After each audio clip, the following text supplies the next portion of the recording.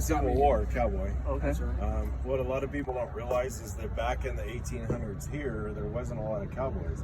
There was more businessmen and Civil War type people that were walking around town.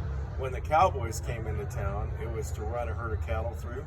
They'd bring the cattle up, they'd party and hoot and holler, have a good time, and shoot up the town. Get their money, go to the whorehouse. Usually they'd cause enough trouble that they would call the cavalry. The cavalry would come out of Fort Churchill. By the time the cavalry got here, they were gone. So the cavalry would hang out for a couple of days, and then they'd go back down to Fort Churchill. It was all done. In the mid-1800s, there was a lady up here called Julia Bulett. Julia Bulett came here from England, and she was a very well-known, very famous, and for lack of better terminology, very respected prostitute. So back then there was no such thing as a respected prostitute. However, she was respected by a lot of people. She took it upon herself that when the firefighters fell ill, she would go play nursemaid to them and take care of them. And everybody went, ha ha ha, she would take care of them. No, she literally made them soup and stuff like that, and nursed them back to health.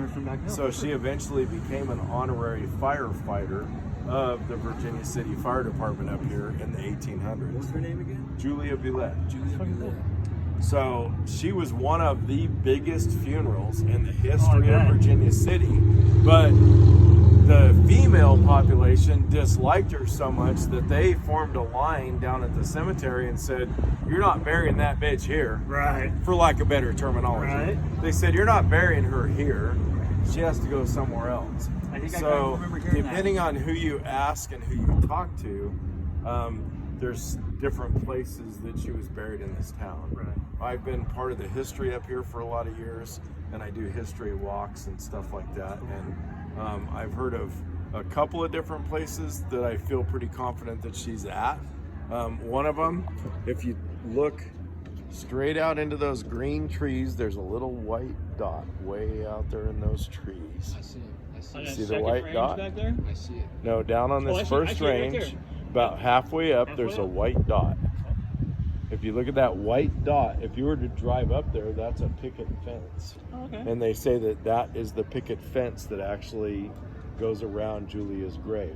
So did she operate on C Street? Yeah, you can drive up there. So other people say no, it's a tourist attraction. So it depends on who you ask. Is that a tourist attraction or is that Julia's grave?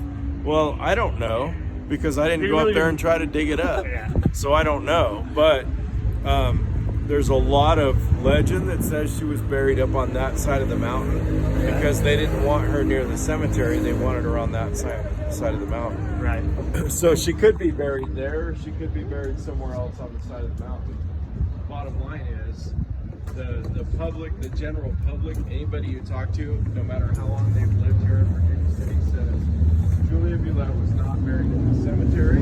She was buried in the hills.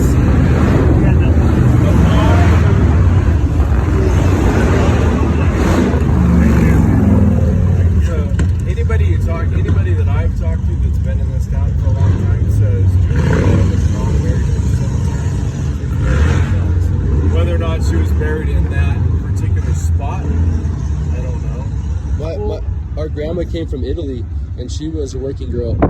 She was Nana. She was a prostitute. She didn't say prostitute back then. She said working. They said working women. But our family came from Italy as well.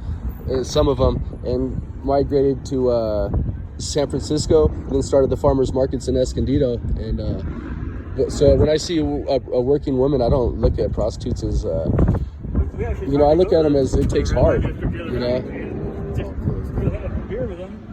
So a lot of people don't realize that San Francisco and Virginia City are very, very, very closely tied together. Yeah. The reason San Francisco exists today is because of Virginia City. Yeah. When they first struck gold here, everybody wanted to come here and start digging. Well, then by accident, they hit silver. Yeah, that gray sludge. And so because of all the stuff that was going on, the railroad and the mining and all the stuff that was going on, San Francisco developed because that was where the ships would come in with supplies.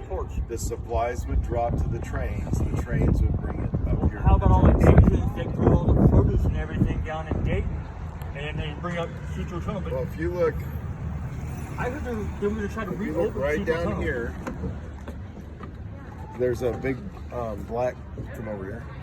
There's a big black asphalt parking lot. Yeah. Just below the parking lot, you can see the front of several buildings, and then power lines, and then all past that is the football field of the school. All those buildings right on the edge of the parking lot, that was what they called Chinatown Right. back in the 1800s. Like the That's people where that had most of the money were Chinese on people A and B lived. Street, right? The original Chinatown was what's called Dayton today. Right. There's a plaque down there Yeah. that says that Dayton was originally See that called they burned down Chinatown. that. But the Chinatown of Virginia City is right there. What a That's And where they're all they- segregated You too. get laundry and food. Right. That's You so cool. had the rich, the upper Yeah, class they were was on up A there. and B, right? And then as you came down the hill, B Street was actually Main Street. Right. That's where the courthouse is. That's and Main whatnot. Street. That's why the courthouse is there, because that was Right. Main Street. Makes sense. And then as you came down the hill, you went lower and lower Yeah. class.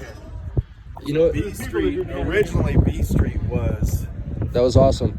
oh, you bet. We're at Chris _ the Rasta Man. We're having we're doing a comic book. They're doing a cartoon after us because we fight for religious sacrament. So it's really cool for us to come across each other's path and for you to explain what you just explained. It's very. I thank you. I'm sure you Well, have if you it. come to Virginia City, come up and ask for the Reverend Francis. That's who everybody knows me as, the Oh, is Reverend. that right? What Come a up to Virginia City and ask for the Reverend, and you'll find me. Normally, I'm dressed in 1800s period. I just got me a badass trench coat, Western trench coat from that shop down there. Oh, probably Red Garden. It's like a dude from Ocean Beach, San Diego that Yeah, works there. yeah, that's Paul. He's sitting in the bar with us right now. Okay, right on. Yeah, he wanted to buy this black jacket that was Shit. dope. And he's like, he comes back to the house. He's like, "There's 2 jackets. I don't know which one I want." I'm like, let's go up there. I'll go tomorrow. Came up the next day. The black one was already sold. Yeah. She sold that jacket. All right, y'all. Check us out. So I got Be this safe. jacket from here. Peace. I'm down there in San Diego wearing it, and ain't nobody over there ever seen Yeah. anything like it. Yeah. And I'm right there. You're like a square peg in a round hole wearing something like that down there. Yeah.